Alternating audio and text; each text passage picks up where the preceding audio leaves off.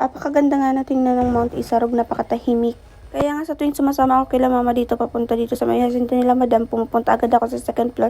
Kasi ba naman ang ganda ng view. Pre, in-extra ko naman ang mukha ko.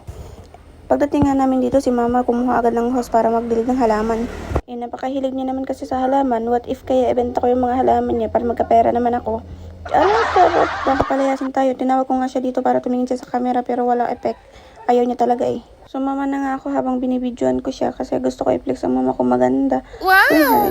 Pag napanood mo to, bigyan mo ko ng 500. Sinabihan kita na maganda. So, ayan na nga. Kasama nga namin dito si Ponch.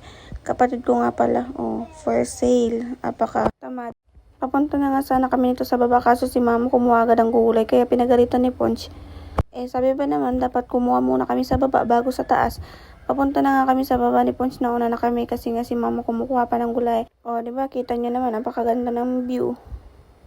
Papunta na nga ako nito sa baba. Sabi ko, maglagay naman ako ng shield. O, diba? Di naman effective. Ang tanga talaga. Dali-dali na nga akong bumaba kasi apakainit naman, sayang yung skincare ko. Uy, apaka-arte. Siyempre, gusto ko naman si Tuti para naman di na sayang yung pagsama niya. O, diba? Magsisimula na nga ako nito kumuha ng mga gulay. Sabi ko, what if kaya baliin ko na lang mga tangkay para madali makuha. Ala, lagot tayo.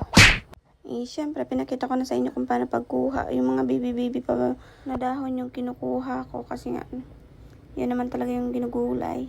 O, para sa mga bitter na tao, kumain kayo ng ampalaya para sa inyo to. Charot. Gusto ko na nga sana kuhain kasi ito nga favorite ko kaso nga ang liit pa. Tapos na nga ako kumuha ng dahon ng kamuting kahoy. Oh, kamuting kahoy ba talagang Tagalog? Wala, basta bahala na to. Yun na to. Apakatanga talaga. Dapat mo pala, nag-search muna ako sa Google. Charot. Sabi ko nga, ang dami pa pala ditong balatong. Kaya ito naman talaga yung next target ko para i-harvest. Pinakita ko na nga din yung papaya dito kasi ang liliit pa nga. O, at 30 na lang isa ng papaya. Charot. Ang mahal naman. Ayan na nga si mama, kumukuha na ng okra. Pati damo, tinatanggal na nga. Apakasipag naman yan. Bale, wala na nga akong ginagawa dito. Kaya nag-video-video na lang ako sa sarili ko. Side view pa si babae. Pango naman.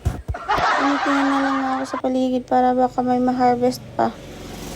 Tapos nakita ko nga yung star apple. Sabi ko sayang, mga bulok na kasi. Kumain na muna nga ako ng guava kasi nga apakadagal ni mama. Iniisip ko ba naman kung nasa city kaya kami, di wala kami sa bukid. Apakaswerte na nga na nandito kami sa bukid kasi ba naman marami naman taniman. Saka, apakaswerte na din kasi nga dami namin nakukuhang gulay palagi. Nauuhaw na nga ako dito tapos may nakita akong ilog. Sabi ko, what if kaya uminom ako dito? Yak ka din. Pagalon sa bukid namin. Tahimik na nga ako dito kasi naisip ko yung mga panahong masaya pa kaming dalawa. Wow! Sarap lang. Lagot tayo sa baba.